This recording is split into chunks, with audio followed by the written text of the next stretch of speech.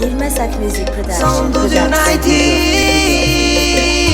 Yeah, yeah, yeah, yeah. Alasti fa tsomjana. Andodona ty aminareo, zama.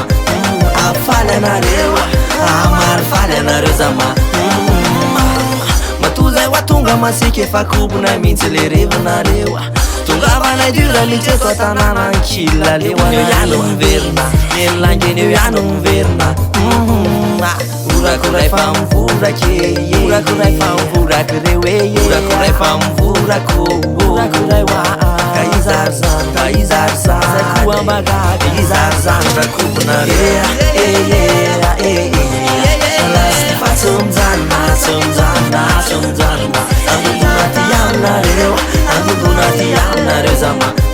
Afaly anareo, amarifaly anareo zama.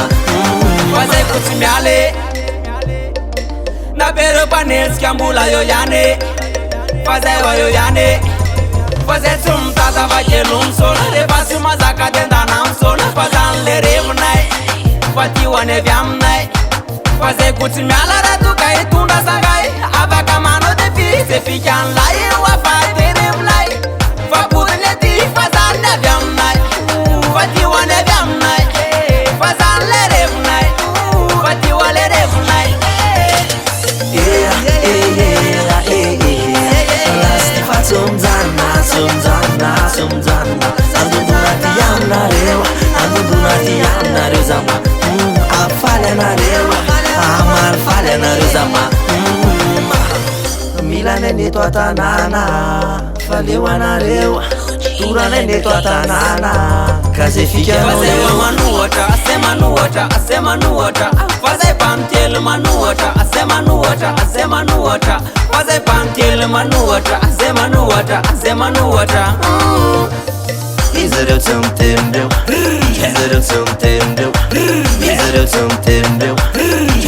mitendreo. Orakoray fa mivorake, reo e, orakoray fa mivorako.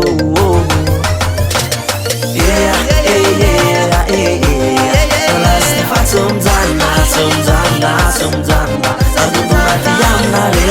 Andodona ty aminareo zama. Afaly anareo, amarifaly anareo zama.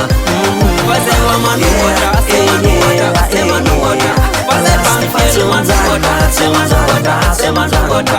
Fa zay mpamikely manohatra, ase manohatra. Fa zay ho manohatra, ase manohatra. Yilmazak Music Production.